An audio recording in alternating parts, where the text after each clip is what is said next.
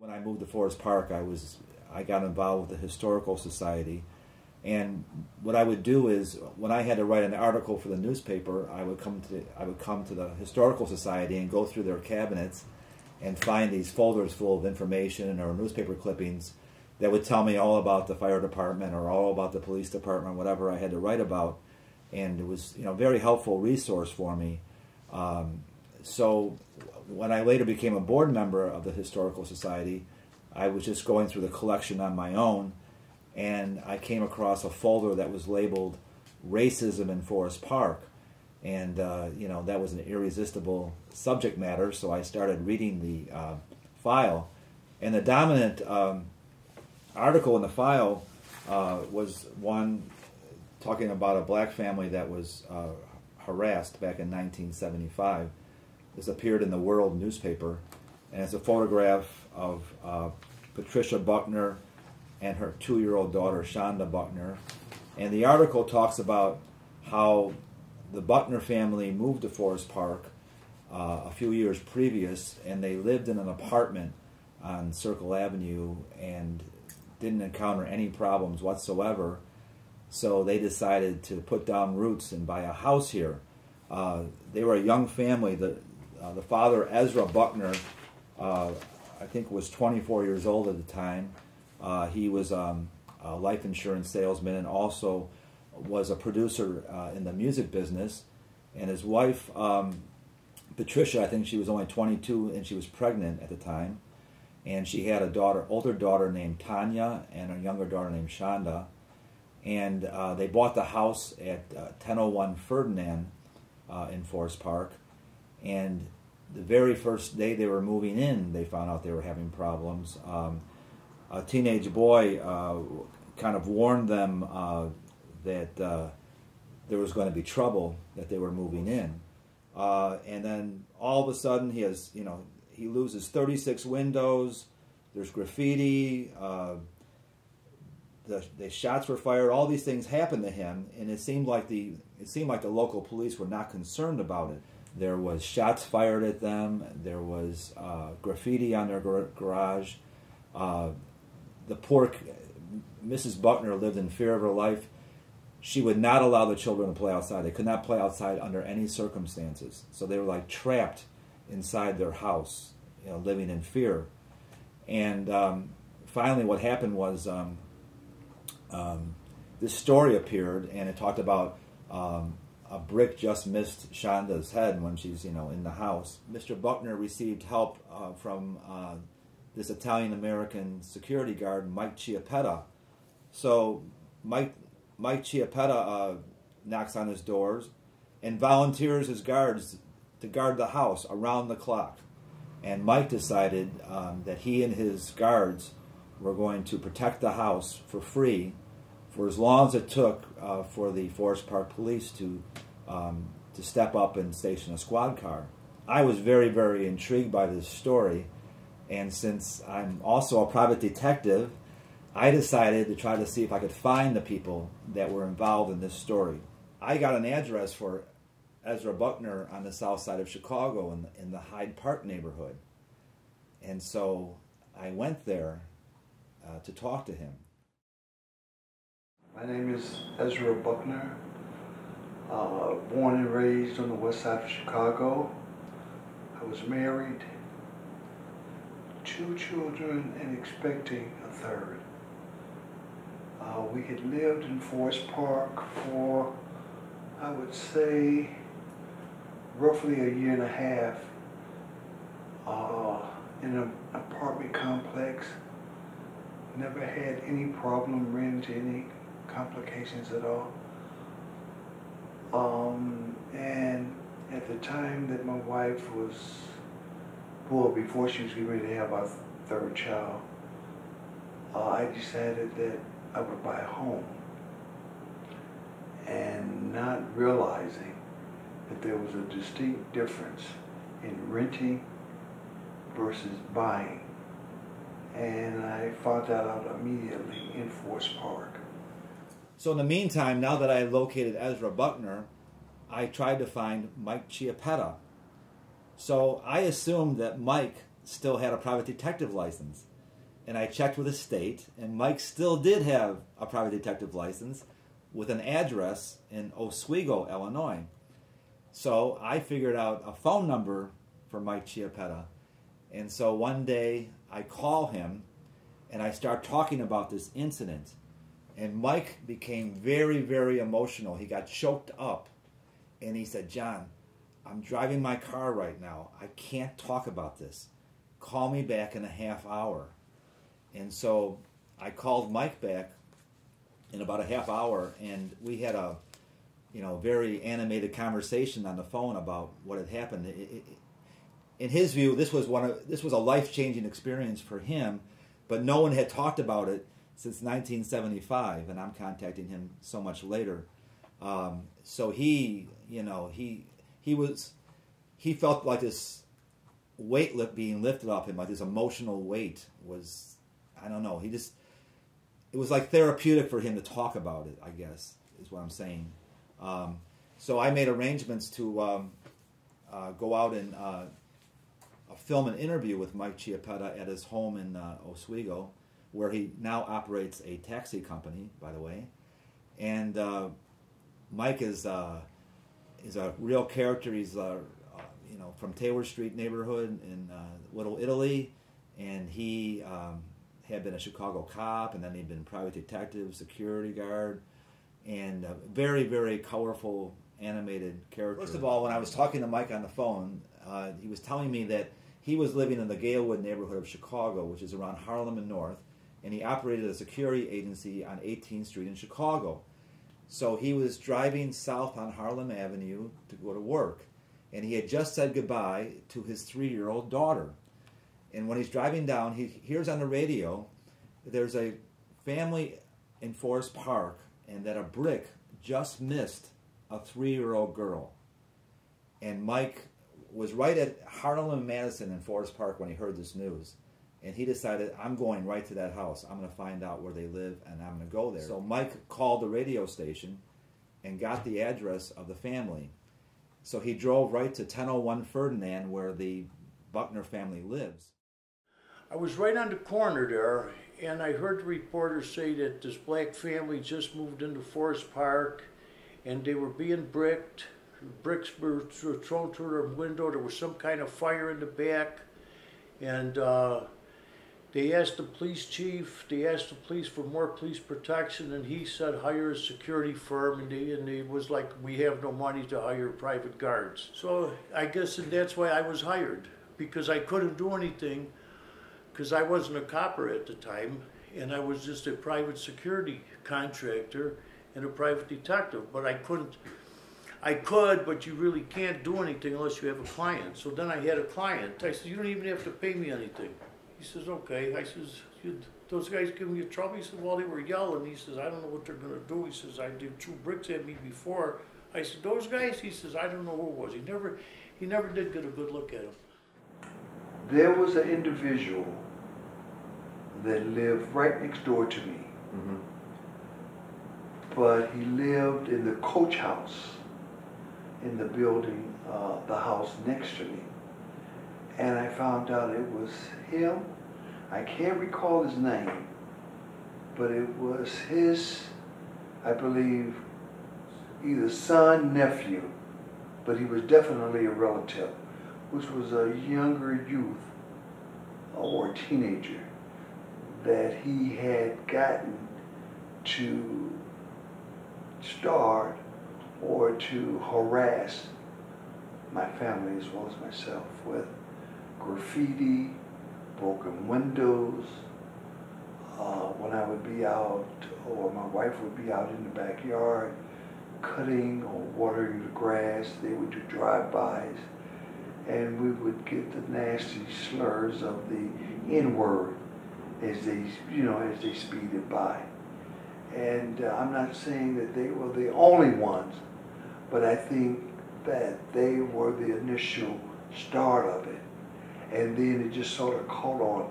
It became, at least the way I felt, it became a thing to do when they didn't have anything else to do. Or if they wanted some laughs, some jokes, and have a good time. let's go harass the Buckners. So Mike pulled out his detective badge and said, if you throw the rocks, I'm going to shoot you. I have backup coming. I think you should get out of here. And so the boys put down the rocks and dispersed. And then he knocked on Ezra Buckner's door, and Ezra came to the door, and Mike offered to guard the house for free. And he said Ezra had the most relieved look on his face, you know, that somebody was stepping up for him like this. And he just remembers seeing Shonda was 3 years old at the time, Tanya was 6. He met Patricia and so forth. And so Mike and his guys, they sat in their cars or they walked up and down on the sidewalk. Well, the Forest Park cops came, and they were very upset these guys were there, and they accused them of carrying weapons, but none of his guards were armed, so that they couldn't do that. So Mike remained on duty into the evening in front of the Buckner's house. The first night that we moved there, well, the day that we moved there, a young kid came up to me riding on a bike. He said, "Are you helping the people to move in that's going to live here?" I said, in a sense, I said, I am the individual that has purchased and owned this home.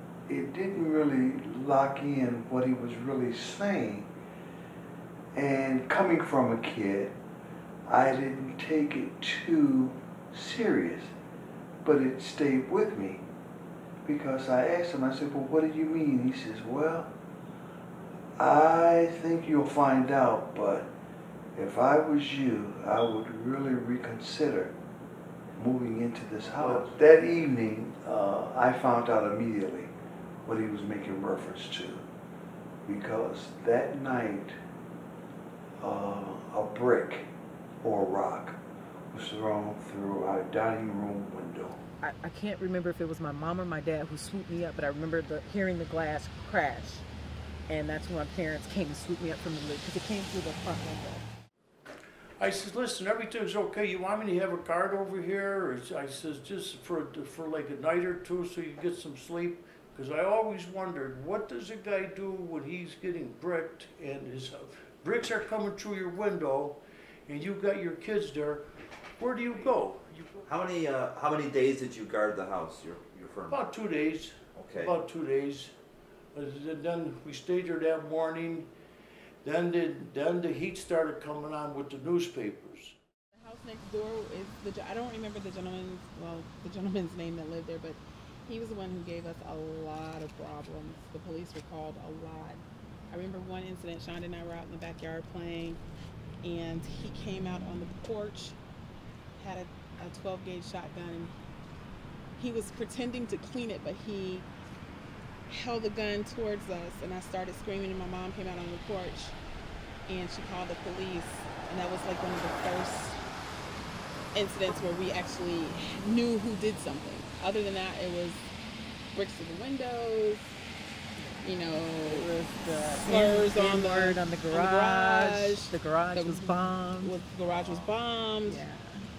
Being in the music business and traveling back and forth from California to Chicago or Forest Park, I was concerned about the safety of my family, but at the same time, I was the breadwinner of our household and I had to work. I think I left, it might have been maybe 3 days after we moved in, and I went back to the West Coast to continue working. I got a call the third evening saying, from my wife telling me that the garage graffiti had been written on the back of the garage. And I said, "Well, what's wrong?" She said, "Well, the N-word had been written in paint, red paint, in, get out." And I said, "Well, look," I said, "let me make some calls." I said, "Call the police department there in Forest Park and make them aware of it, and have them to write up a report." And she did that, and then I called some community activists, people that I knew, and Dick Gregory was an associate of mine, and I knew him through my sister, and he was in town on some speaking engagements. So I gave Dick a call, Mr. Gregory, and I asked him could he possibly help me in the situation that I had put my family as well as myself into by going to the police authorities as well as the FBI, because we really didn't feel that we was getting a total commitment and cooperation from the Forest Park police. How much damage did your house sustain? I would say I must have replaced over 15 to 20 windows. The graffiti, I had to get that removed. And the garage I had to have repainted a couple of times where the graffiti was written. And there was a security agency, his name I can't. Mike Chiappetta? Mike Chiappetta, who called because he had been made aware of the situation because of the articles in one of the daily newspapers. And he offered personalized security for the protection and the security of my family. When I initially talked to Mike on the phone, the biggest thing that struck me was that this guy had stuck his neck out back in 1975 for strangers that he didn't even know, and that he was able to cross a racial divide that no one else was crossing, and that he paid a great personal price for what he did.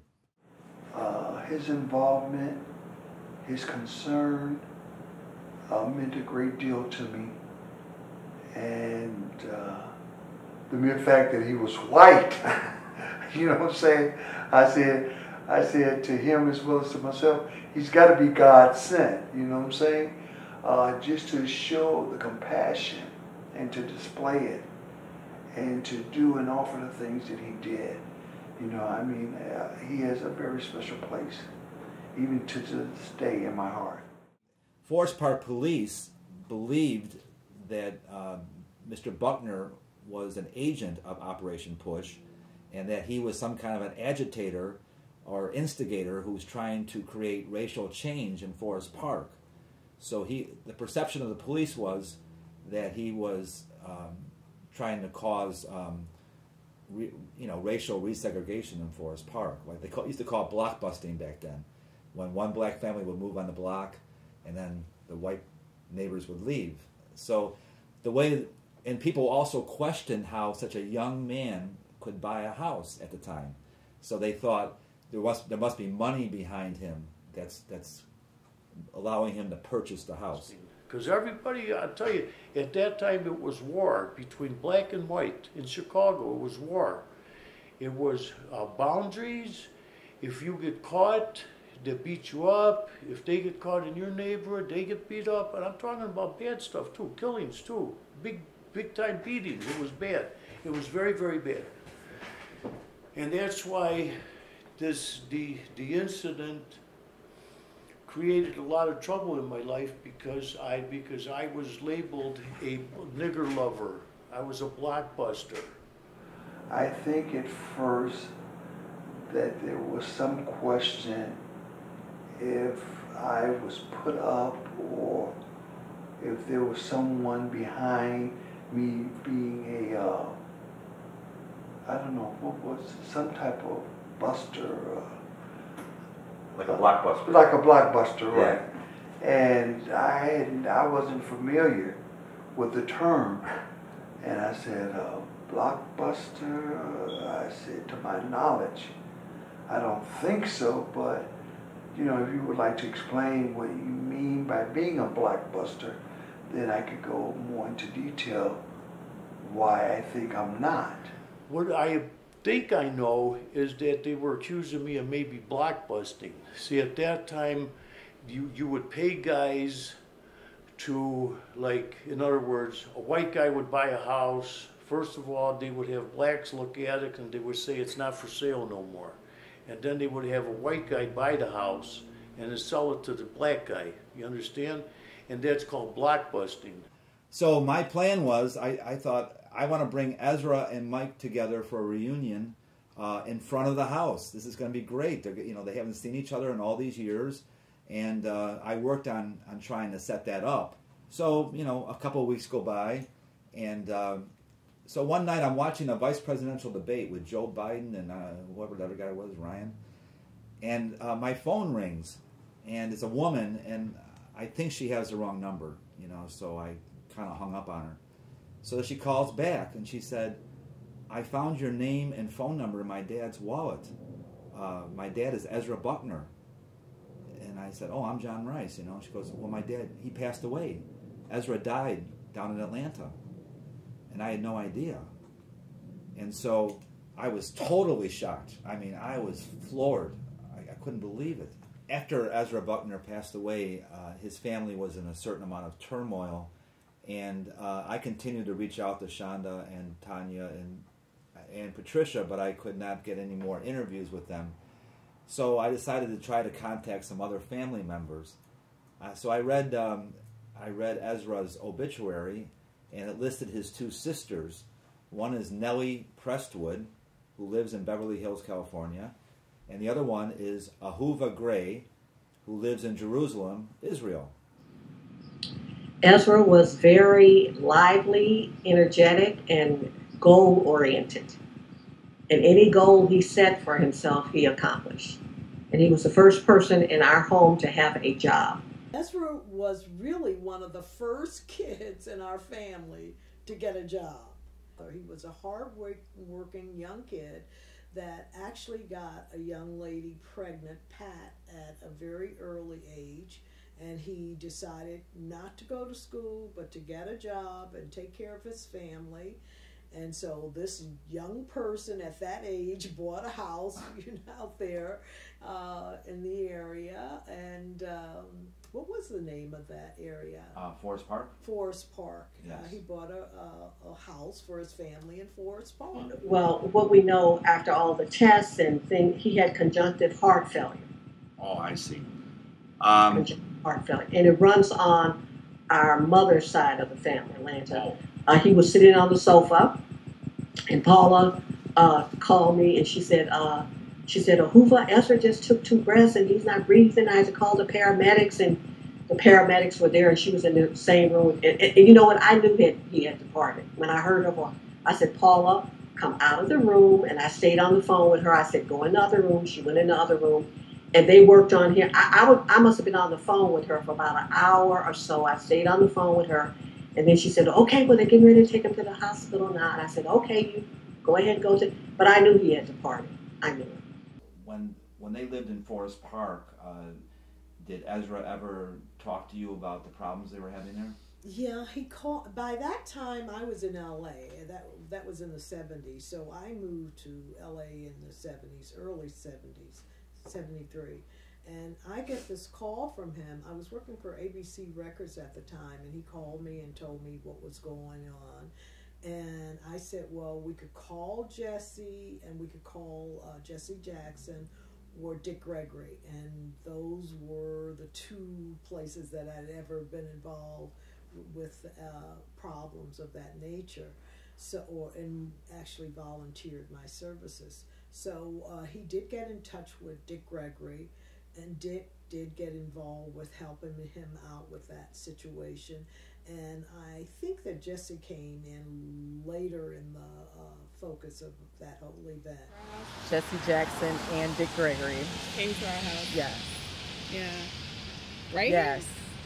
Sat in the living room with us. Okay, Ezra called me, and he was quite upset and really in a state of panic about how to protect his family in this situation and what would they do and where could he go with this situation. So I suggested that he call Dick Gregory or call Jesse Jackson to see if they could assistant way, because that was the only thing I could think of that would help my brother. And I thought that if we could get the press involved and Dick and Jesse involved, that we could, could actually avert all this madness that was going on with that situation.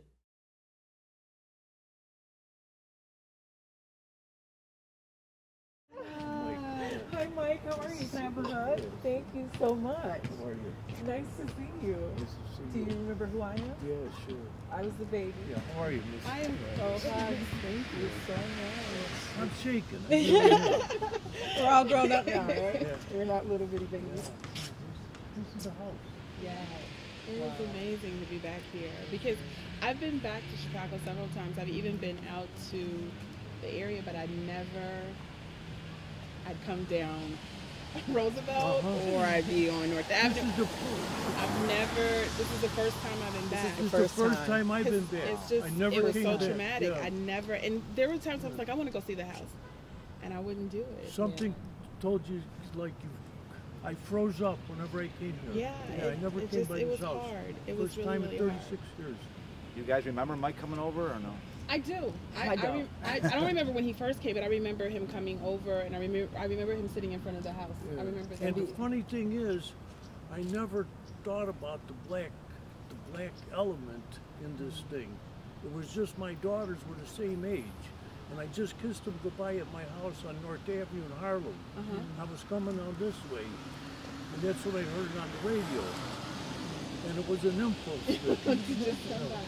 A lot of everything else that happened was anonymous. Bricks through the window, like I said, the firebombing of the garage, Letters in the mail. letters in the mail, phone calls. A lot of things. The hang-ups. The hang-ups and other slurs that they would say to my mom. And she was pregnant at the time of my brother, and they told her she would never deliver a baby. And it was She hard. would literally be bawling while my dad was at work because she was an at-home mom at the time, and she would hang up the phone and slam it, and she would just start crying. And like I said, she just tried to keep us comforted. But as soon as my dad got home, she just told him everything, and it was so many phone calls. Like the phone just kept ringing and hang up to the point where we just had to unplug our phones. Unplug the phones. I remember doing that. It was weird because before my parents bought the house, we lived in the apartments over on Circle, which were right next door to St. John Lutheran. Right. And it was an integrated area. So this was something that I didn't understand. I went to school with white kids. I went to school with Indian kids. I went to school with Hispanic kids. So I didn't understand why we came to the point of having our own house now and nobody wanted us to have it. At 8 years old, I couldn't really put the mechanisms together to figure out what was going on.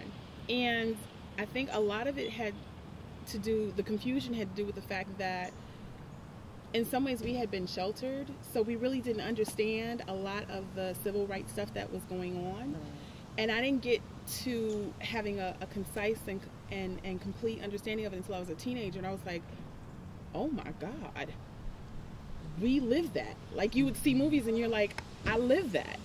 I experienced that, and it wasn't in the South. It was in Chicago, Illinois, a suburb of Chicago. Like, how does this work? And it's not 1952. What's going on? How did the Forest Park Police finally step up? I think they were put in a position where they had to. So yeah, it got media coverage, and I think that's really what started to make the change because people were becoming more aware. What's ironic about me being here today is because our dad passed away. I'm so sorry. Sorry.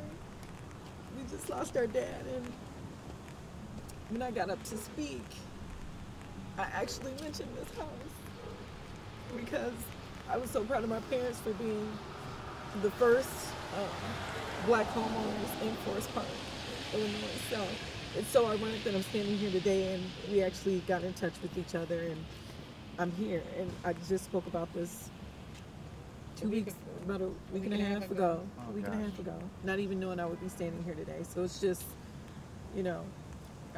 it's amazing to me. Yeah, my dad, he was a fighter. He and that's one of the things that I love that he instilled in me, and I try to instill in my kids is never take no for an answer.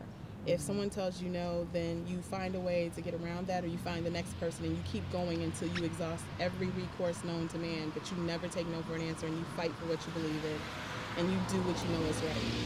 And I really don't know how to do it any other way because of that.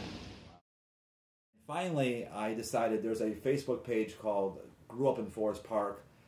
I decided to mention this incident on the page and see how people reacted. So for 3 or 4 days, people were making comments. And the comments initially were, I was so ashamed to live in Forest Park then. I felt so sorry for the family, so on and so forth. And then it shifted to, well, we got to stop picking at this old wound, and this is past, and we don't need to talk about this anymore. And then finally, the last comments were, yes, this is an important part of our history. We need to know about this. This is important. Was this a life-changing experience for you? It was life-changing. I mean, nothing bad happened. I can't say I suffered because of this, a good Samaritan gone bad and all that. No, I can't say that. But what it did do, it made me hate the police. And for about 1.5 years afterwards, it made me feel very conscious of civil rights. More so than I was, because I never even thought about civil rights. I never even thought about equality, because it was always the same with me, because we were Italian. We never considered ourselves white.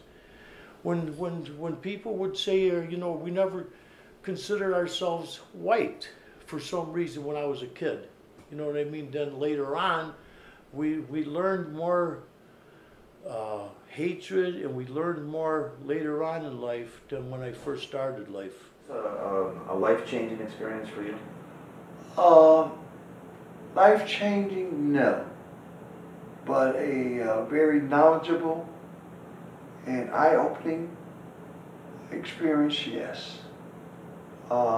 It just made me more aware of a lot of things had changed in this country, but still a lot of things remain the same. I pray for America every day here in Jerusalem. And the reason I do that is because the America that I was born in doesn't exist anymore. And it is so painful to see what is going on in America today. Well, I've been working on this for about 4 years now, I'd say. And the story continues to fascinate me because Ezra Buckner is such a remarkable character. His family informed me that he operated a restaurant on the south side called Ezra's for a while. Mike Chiappetta said he guarded the property across the street from Ezra's restaurant, so he was familiar with it.